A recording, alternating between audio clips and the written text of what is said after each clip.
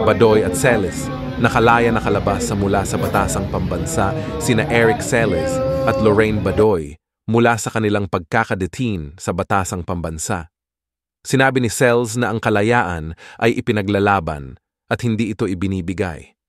Magugunitang na contempt ang dalawang dahil sa hindi sumasagot at bastos umanong sumagot sa mga mambabatas sa pagdinig sa mababang kapulungan ng Kongreso ukol sa source nila sa alegasyon na fee 18 billion na travel fund umano ni Speaker Martin Romualdez.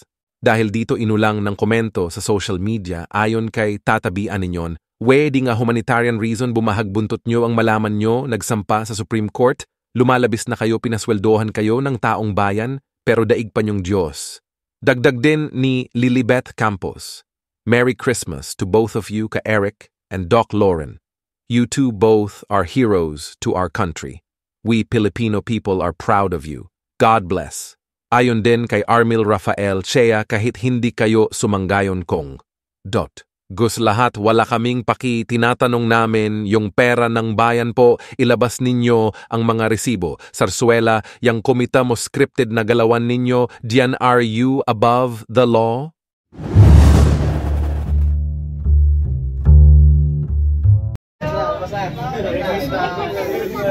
Napakahabang diskusyon at saka deliberasyon na nangyari kung there was a vote, no? The discussion basically was on the detention of Ka Eric and Ka Lorraine and whether they would be released from detention following the contempt order issued to them the other day. Medyo mahaba po yung diskusyon. Siyempre may hindi sumasang-ayon, merong sumasang-ayon, merong nag-abstain sa discussion. Pero sa dulo ng usapan, I had to call the vote as to what is the decision of the committee dahil we're going on a Christmas break. And we even asked the head of the legal department of Congress to explain to us and to substantiate that the committee is on the right path sa aming ginawa at aming gagawin. At siya naman po ay very clearly on the record, sinabi naman po niya tama po at sa kapangyarihan ng committee ang contempt power. And this is their Supreme Court rulings dito po. So then ang tanong ay kung ano po magiging kapalaran ni Ka Eric. Ang desisyon po ay sila po ay papalayain at on humanitarian reasons na sila po ay papaskuhan. May sulat naman po tayo galing kay Ka Eric na sila humingi ng paumanhin sa kanyang ginawa at nasa committee secretary at meron naman po siyang nag-comply po rin po siya sa pangalan na hiningi po natin na kanyang source sa Senado at I told him that he mentioned that to me in confidence, no? And I stand by that, no? So meron po siyang binanggit at meron kami usapan kung sino-sino lang ang pwede kong sabihan. At sila man po yung nasabihan ko na kung sino po yung taong yun. Kalaligain, sir, ng gano'ng katagal, sir? Well, this is already, they're free to go. Yes, they're free to go. This is not a furlough. We've asked them already to, we lifted their detention. And if they're needed in the future, we will just call them back. Yung dalawa po, parang humingi ng paumanhin sa House of Representatives. Well, sa akin po, during sa detention naman po kasi, ay nasabi na po namin kung sino kung ano naman po kanilang kalagayan, check ko sila. And they have said that naman, sinabi naman po nila verbally sa akin, na alam naman daw nila may pagkukulang sila. Kaya as far as I'm concerned, they're also both remorseful. No? At sila po nagsisisi rin. At naiintindihan lang. Kay Kabadoy, pinaliwanag ko pa sa kanya, when I visited them, kung ano talaga ang kanyang pagkukulang. Yung hindi niya pagsabi ng accurate statements na pati sila ng kanyang abogado ay nagkokontrahan sa harap ng committee. So, alam po nyo, Pasko po na yun. At alam po ninyo, for humanitarian reasons, hindi mo kailangan magkaroon pa ng humingi ng sorry o ano man, kami na ho mismo ang nag-decide na sila ipakawalan pa rin. Sir, tonight po, as early as now, pwede na po sila umalis. Well, I have to sign the release orders. It's already being prepared. Na, So, isa-sign niyo po ngayong ano? opo, yes, itong hapon to. Pinapahanda ko na po sa aking COMSEC at sa ating Secretary General ang ating release order para kay Ka Eric at saka kay Ka Lorraine. But as you said, the pastor parang hindi dito natatapos. Yes, of course, hindi po dito because we can call them back, no? If needed in the future. But alam naman natin na yung resolution ay napubahan na po ng committee urging NTC to stop their airing. Yan po ay napubahan ng committee at napubahan po ng buong plenaryo. So as far as that issue is concerned, sarado na po. At doon naman po sila pinatawag on that issue. Sir, clarification. Pero sir, di ba ang nag-letter lang si Ka Eric, si Ms. Badoy? Walang letter but you still granted? Yes. In the spirit of Christmas, we're giving them both the freedom to leave their detention cells.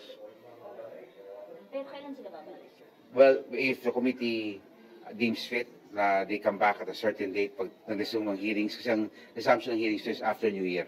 Mahirap naman po na meron pong naiwan sa detention center natin sa Kapaskan, sa araw ng Pasko. No? Ito ay panahon ng pagmamahalan.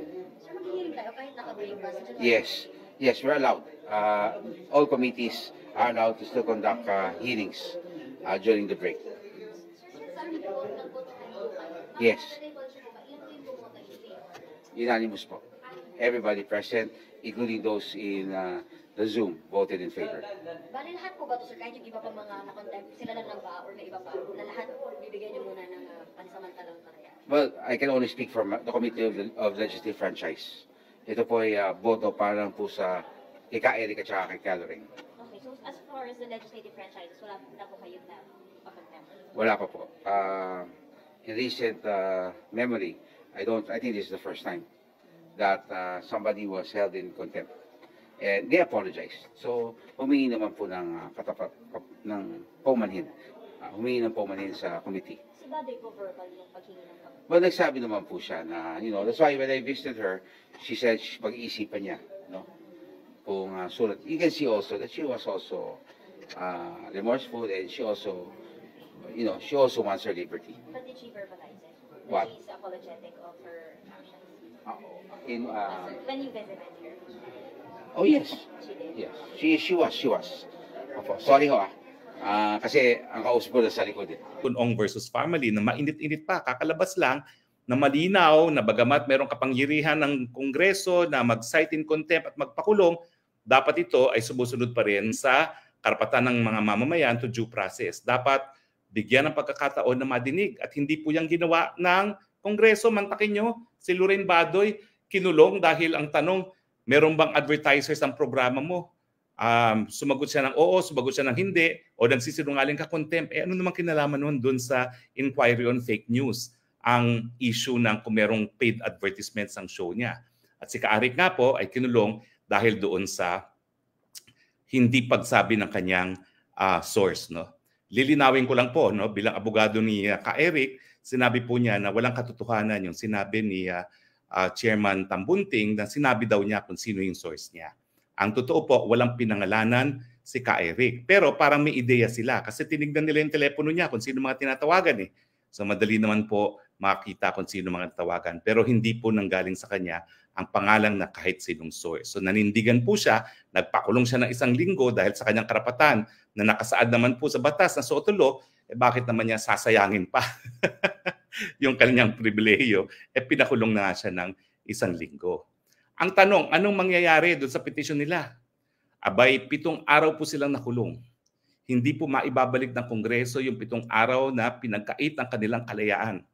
So sa akin po, may mga pagkakataon na maski ang kaso ay naging moot and academic na, ang hukuman dahil sa importansya ng issue, dahil ito po ay issue ng constitutional right, at dahil ito po pwedeng maulit na hindi dumaan sa proseso ng judicial review, yung capable of repetition but evasive of judicial review, maaari pong mag-rule pa rin ng Korte Suprema.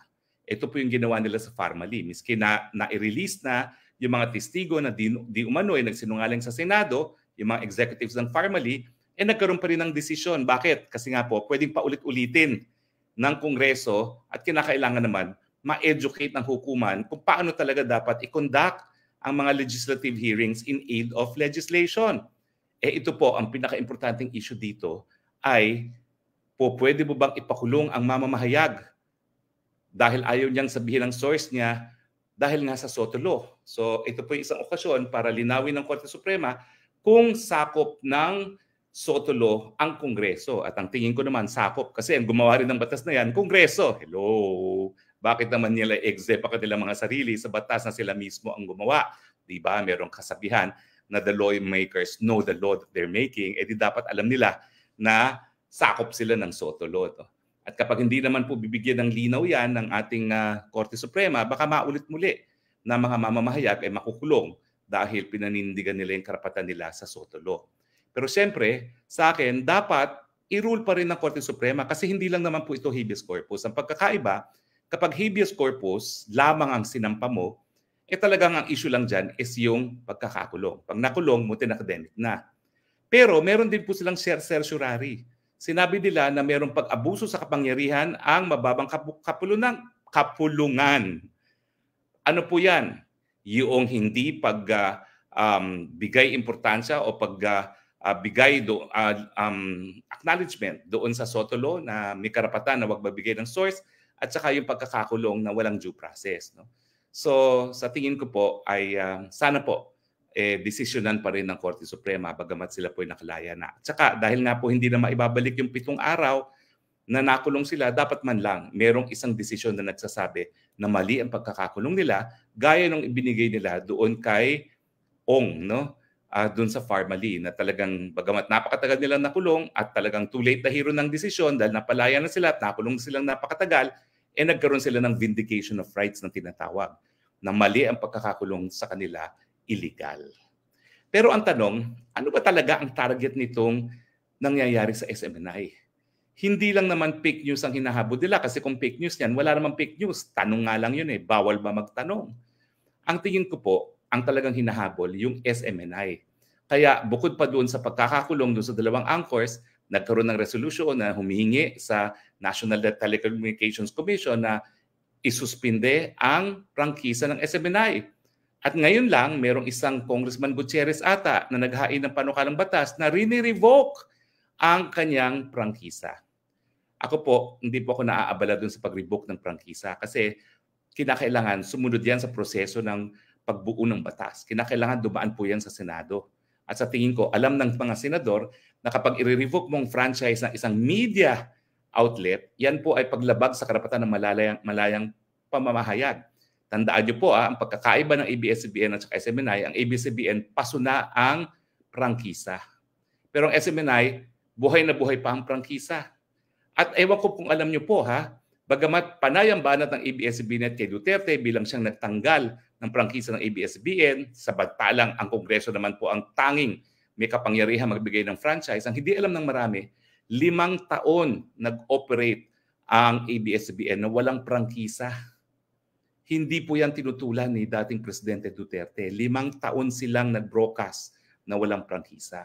Pero siguro naman alam ng mga senador na kapag merong prangkisa at revoke mo yan, yan po ay paglabag sa malayang pamamahayag, yan po ay prior restraint, censorship, at subsequent punishment na rin kasi meron naman pong right to property yung may-ari ng franchise. No? So tingin ko po, walang mangyayari dyan sa panukalang batas na i-revoke. Ang gusto lang nila, diktahan ng National Telecommunications Commission na suspindihin ang prangkisa. Hindi po nila magagawa yan Kasi bagamat Kongreso rin ang bumuo sa National Telecommunications Commission, yan po isang quasi-judicial agency at dadaan din po yan sa proseso. Bibigyan din ng karapatan na madinig ang SMNI. Kung fake news ang kanilang pagbabasihan, malinaw naman po. Walang fake news. Kaya nga po nakapagtataka kung bakit ang Kongreso, bago nagpataw ng parusa ng pagkakakulong, bakit hindi inere yung video ng di umano ay fake news. Dahil makikita nyo, yun po ay tanong, hindi fake news. Hindi po yan statement of fact. Humihingi nga ng clarification kung totoo ba Ang sabi ng source na 1.8 billion na ang nagastos ng speaker sa kanyang travel expense. So sa tingin ko po, mahina ang basehan na yan. Yung sinasabi nila na nagpalit ng controlling interest, paano magpapalit po yan? Yung controlling interest ni Kibuloy, napakaliit lang, parang 1.8% lamang po. Ang controlling interest, dapat 50+1. At saka, kaya lang po nagbabago yan kasi siyempre sila po ay simbahan. Ang representante ng simbahan, yung pinakamataas na leader ng simbahan, gaya po ni Pope sa Catholic Church. Sa Kingdom po, dati ang pinakamataas ay si Pastor Kibuloy pero meron na po siyang successor. Kaya nagkaroon ng palitan ng representative ownership. Siya po yung representante lamang ng simbahan at simbahan ang may-ari. So bakit nila gustong tanggalin ang prangkisa? Well, obviously, dahil ito pong ginagamit ng mga Duterte bilang medium of communication. Dito po may programa si Presidente Duterte, dating Presidente Duterte, gikan sa masa, kung saan diyan niya talaga tinalo ang Kongreso nung tinanggalan ng pondo ang kanyang anak na si VP Sara. So tingin ko po talaga, gusto nilang supilin ang SMNI kasi, mantakin mo, pinulaan ang presidential insan na si Speaker. Sa kanilang pag-iisip, hindi dapat pulaan ang speaker. Si Maharlika nga, ang tinitira si Presidente. Hindi naman pinasasara ng Presidente yung Boljakan TV ni Maharlika. Pero itong si Speaker, pag tinira siya, pasasara niya ang SMNI. Diba? Weird. Parang mas sensitibo pa siya kaysa sa Presidente. Bakit kaya? Pero mga kababayan, tignan ninyo, gumawa na sila ng susunod ng hakbang. Inanunsyo na nila na magiging prioridad ng Kongreso ni Speaker Martin Romualdez ang charter change. Dahil sa survey, ang Speaker Romualdez ay 0.04 sa survey para presidente, magtatangka talaga sila na baguhin ang ating sistema ng gobyerno, gawing parliamentarian government para ang Speaker ang susunod na Prime Minister. Siyempre, hahayaan niya si Insan PBBM na tapusin ang kanyang termino. Pero siguro, lalagay nila sa transitory provision ng kanilang charter change, matapos ang termino ni PBBM ay Prime Minister na para masiguro na ang susunod ay si Speaker. Ganyan ang game plan kapag alam nila na hindi siya susuportahan ng taong bayan sa kanyang kagustuhan na maging presidente.